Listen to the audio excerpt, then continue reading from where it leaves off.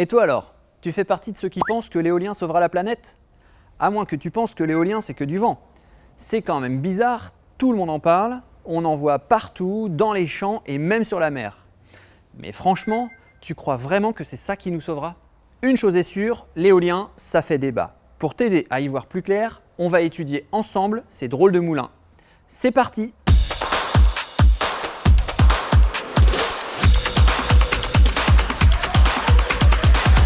Bon, je pense que pour t'aider à bien comprendre le sujet, ça peut être pas mal de commencer par revoir quelques bases techniques. Ah, volontiers, oui, mais alors vraiment les bases de la base. Il faut qu'il fasse vraiment comme si j'y connaissais rien. On fait comme ça. Alors, une éolienne, à quoi ça sert? Eh bien, elle sert à produire de l'électricité, mais cette électricité n'est pas directement consommée, on le verra plus tard. Pourquoi une éolienne a généralement 3 pales? Je ne sais pas si vous avez remarqué, mais c'est vrai que la plupart du temps, elles en ont 3. La raison, c'est qu'il s'agit d'un bon compromis. Il y a généralement moins de vibrations avec 3 pales qu'avec 2 pales, ce qui permet d'éviter d'endommager le rotor. Le rotor, c'est l'axe sur lequel sont fixées les pales. L'autre avantage de 3 pales, c'est qu'elles sont plus silencieuses qu'avec moins de pales et elles ont également un meilleur rendement. Avec plus de pales, on aurait des effets de turbulence d'une pale sur l'autre qui viendraient impacter le rendement de l'éolienne. Donc ce ne serait pas si simple. Oui, et puis de toute façon, jamais 203. C'est ce qu'on dit. Et au fait, pourquoi les pales sont-elles devant le mât? C'est pour justement limiter les turbulences du mât. C'est encore un compromis, car pour éviter que les pales ne touchent le mât quand le vent est trop fort, il y a 2 solutions. Soit le rotor est légèrement allongé et dans ce cas, les pales sont loin du mât, mais il y a de grosses contraintes qui sont liées à ce déport du rotor. Soit on fait une légère inclinaison du rotor, qui en revanche va dégrader un peu le rendement des pales, mais ça permet à celle-ci d'être inclinée légèrement vers le haut et donc de ne pas toucher le mât. Allez, dernière question pour la route. Comment les éoliennes restent-elles face au vent? Ça paraît évident, mais en fait, une éolienne tourne toujours face au vent. Pour les petites éoliennes, c'est comme pour une girouette. Il y a un petit aileron à l'arrière que l'on appelle la dérive qui positionne le rotor face au vent. Pour les grosses éoliennes, celles que l'on voit la plupart du temps, il y a un moteur à l'intérieur de l'éolienne qui oriente le rotor dans l'axe du vent grâce à des capteurs. T'es prêt pour un peu de maths? Oula. Les éoliennes sont caractérisées par leur puissance électrique. Ainsi, une éolienne de 1 MW signifie qu'elle est capable de fournir une puissance électrique maximale d'1 million de watts. Pour atteindre cette puissance, il faut que le vent souffle à plus de 30 km/h. En dessous de cette vitesse, la puissance s'effondre. Et au-dessus de 55 km/h, la puissance n'augmente plus. La fourchette de fonctionnement optimale d'une éolienne est donc relativement restreinte, entre 30 et 60 km/h. Au-delà d'une certaine vitesse de vent, 80 voire 100 km/h, les pales sont orientées de telle manière qu'elles prennent moins le vent pour éviter les contraintes structurelles trop importantes. L'éolienne peut même être complètement arrêtée quand il y a trop de vent pour ne pas être endommagée. Voilà pour la partie technique. Passons maintenant aux avantages et aux inconvénients des éoliennes. Ah bah c'est là que ça devient intéressant. Bah dis que j'étais barbant avant pendant que tu y es. Les éoliennes ont pas mal d'avantages. Le premier se situe au niveau des émissions de CO2. Lorsqu'elles tournent grâce au vent, elles n'émettent pas de CO2. Bien sûr, du CO2 est émis lors de leur fabrication, de leur transport ou encore de leur maintenance. Mais ces émissions sont négligeables par rapport à une centrale à charbon par exemple. Le deuxième avantage, c'est que la densité matérielle par kilowatt installé est en baisse constante. C'est-à-dire qu'il faut moins de matière pour produire une éolienne de puissance équivalente. Attends, la quoi? Panique pas, je t'explique. Pour construire une éolienne, on utilise du béton, de l'acier et des fibres. Pour récupérer une unité d'énergie, la quantité nécessaire de ces différentes matières baisse constamment. L'éolienne permet donc de récupérer davantage d'énergie sans utiliser plus de ressources, de matière. D'ailleurs, le taux de recyclabilité de ces matières ne fait qu'augmenter pour aujourd'hui atteindre 90%. Ce n'est pas parfait, mais ça progresse.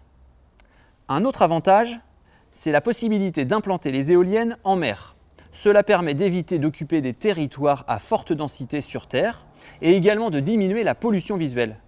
Pour autant, il existe aussi des nuisances en mer puisque les pêcheurs se plaignent régulièrement des effets néfastes des éoliennes sur les écosystèmes marins. Enfin, les éoliennes flottantes qui sont en train d'être développées ont un grand potentiel. Elles évitent les dégradations des habitats marins parce qu'il n'y a pas de forage et pas de béton au fond de l'eau, et elles pourront certainement être implantées loin des côtes, en eau profonde, où elles ne dérangeront personne. Mais si les éoliennes font autant débat, c'est parce qu'elles ont également leur lot d'inconvénients. Ah, c'est bien ce qui me semblait. Je le savais, ils ne voient pas la vie en rose. Ah ça, c'est toi qui le dis.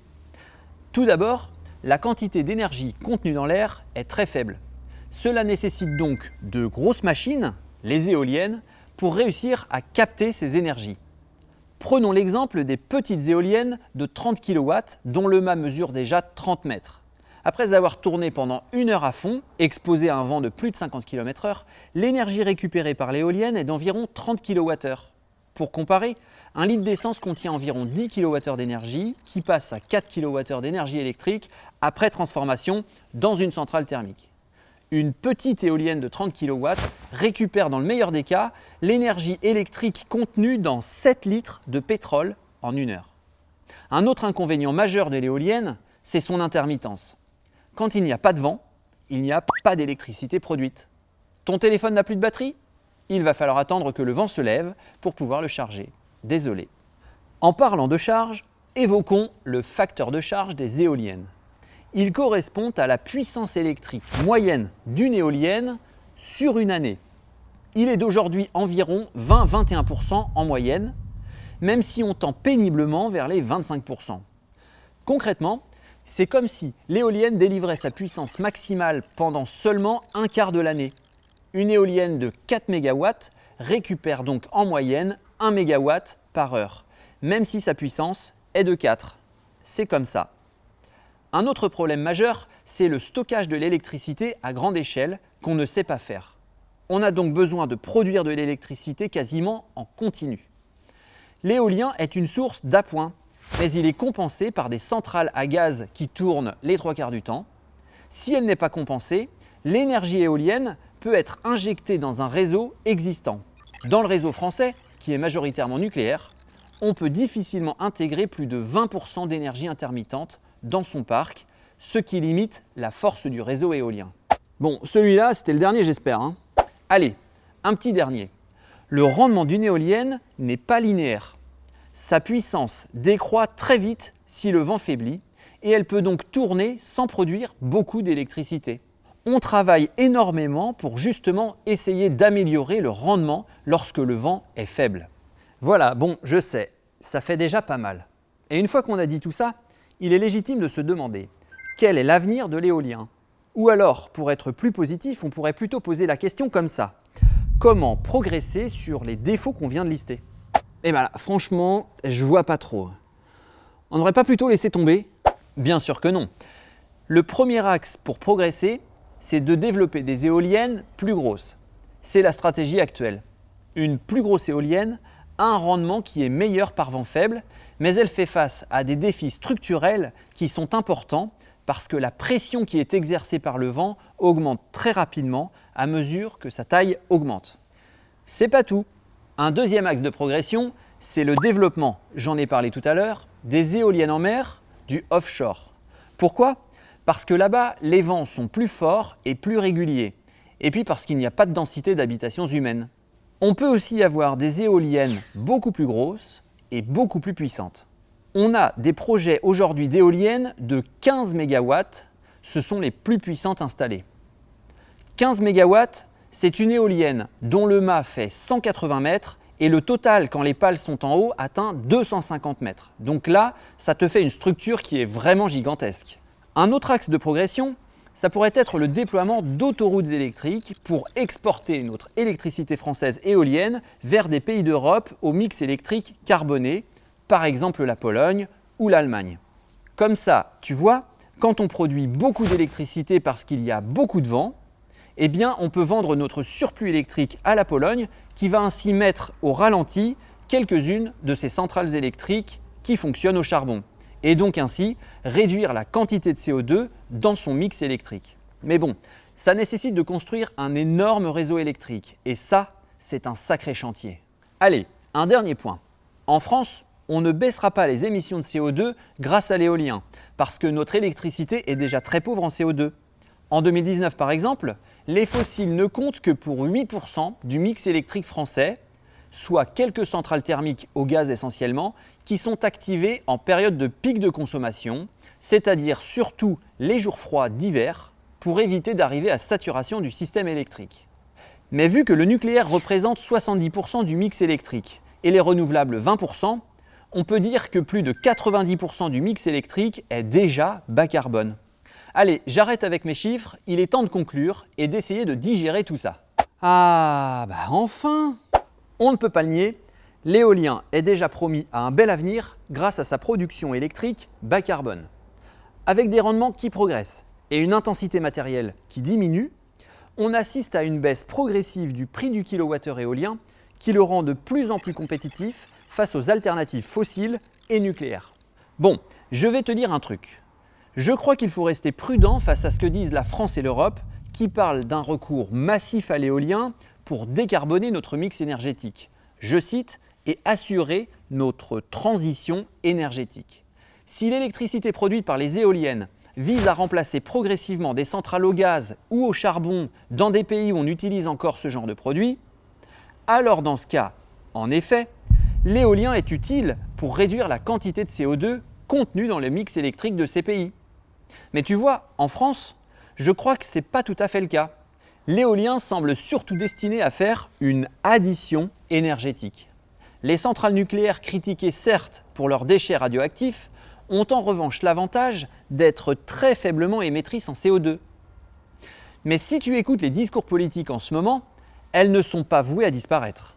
Donc l'objectif du développement éolien est bien d'ajouter de l'électricité bas carbone à une électricité qui est déjà bas carbone. La France cherche à avoir plus d'électricité à sa disposition et ça, j'appelle plutôt cela une addition énergétique. Bon bah, c'est pas forcément réjouissant tout ça, hein. Mais si, regarde par exemple, on peut imaginer qu'une part de cette électricité remplacera le pétrole polluant qui fait avancer les voitures. Mais il reste encore beaucoup de boulot avant de convertir à l'électricité un parc de machines qui fonctionnent aujourd'hui avec des énergies fossiles. L'éolien, ce n'est pas que du vent. Il y a un énorme travail d'effectuer pour pouvoir exploiter cette énergie renouvelable à l'infini. Comme nous venons de le voir, ce n'est pas si simple et la route est encore longue pour pouvoir profiter de cette production d'énergie bas carbone. Allez, bon vent et à la semaine prochaine pour un nouvel épisode.